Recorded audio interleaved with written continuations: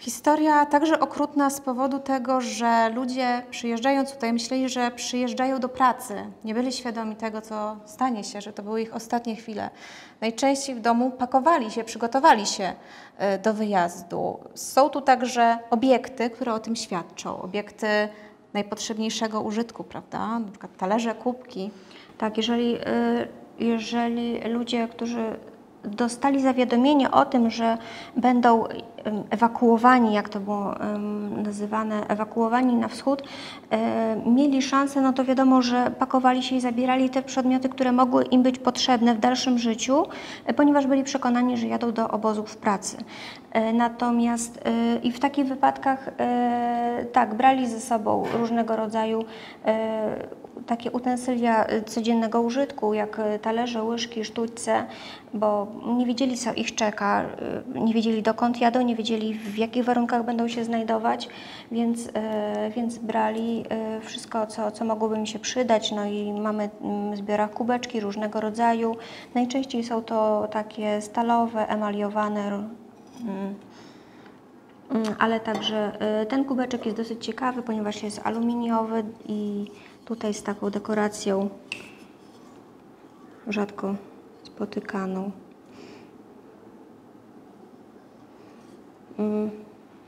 Także jak widać, takie przedmioty, które każdemu potrzebny był talerz, łyżka, kubek, ale też takie przedmioty bardziej dekoracyjne, na przykład srebrna łyżeczka wykonana ze srebra. Srebro było dosyć, no do tej pory jest dosyć takim wartościowym kruszcem, lub sitko, bardzo dekoracyjne sitko zaparzarka do herbaty lub ziół. W takiej formie lub w takiej formie łyżeczki takiej otwieranej.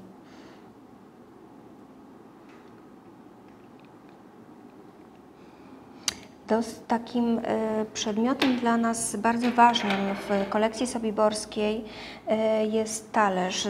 Wygląda jak zwykły talerz stalowy, emaliowany, niczym się nie wyróżniający. Natomiast najważniejsze jest to, że na talerzu znajduje się plaster z podpisem S. Mok Hacker, Den Haag, Holland. I jest data 18.09.1888. Udało nam się rozszyfrować, że talerz należał do Sary Mok Hacker, mieszkanki Hagi, która została deportowana 5 marca 1943 roku z obozu w Westerborku do Sobiboru i zginęła w komorach gazowych razem z mężem. Miała 60 lat. Także dosyć dla nas ważny element, ponieważ tych obiektów takich, które możemy przypisać danym osobom, jest bardzo niewiele. W większości te obiekty są anonimowe i wiadomo, każdy obiekt miał swojego właściciela, no ale tylko nieliczne możemy przypisać po prostu konkretnemu nazwisku. Ludność żydowska była zabierana często po prostu z ulicy w ramach tak zwanych łapanek czy obław na Żydów. No i ponieważ byli zobowiązani nosić oznaczenia świadczące o ich przynależności do populacji żydowskiej, nosili opaski. My znamy takie opaski, bardziej charakterystyczne są materiałowe, typowe.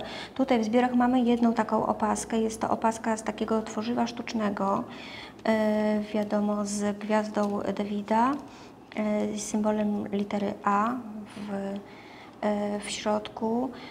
Nie udało nam się do tej pory zidentyfikować miejsca pochodzenia, natomiast obiekt niewątpliwie bardzo ważny dla naszych zbiorów. Innym przykładem takich oznaczeń jest taka gwiazda Dawida,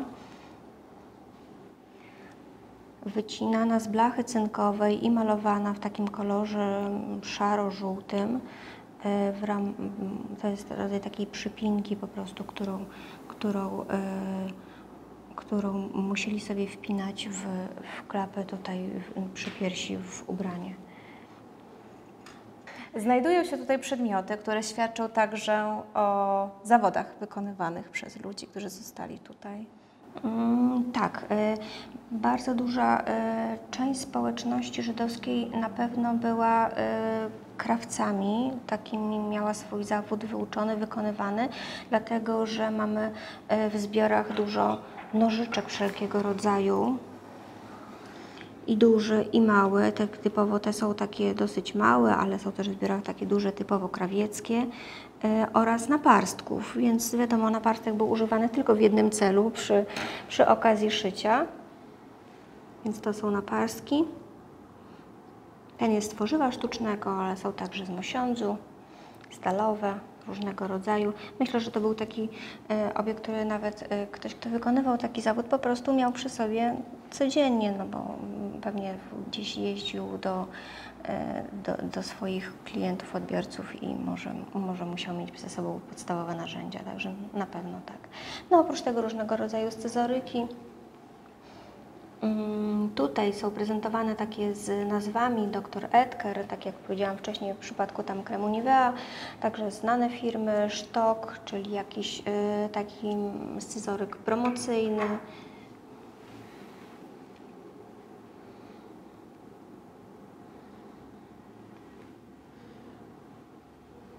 Ale także bardzo popularna w Niderlandach pasta do butów firmy Erdal z takim charakterystycznym czerwonym pelikanem.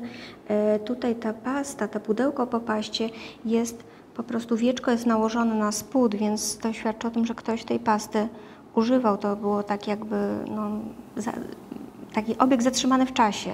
Gdzieś został porzucony w ten sposób, czy zagubiony i tak udało się go odnaleźć i tak w takiej formie właśnie został zakonserwowany.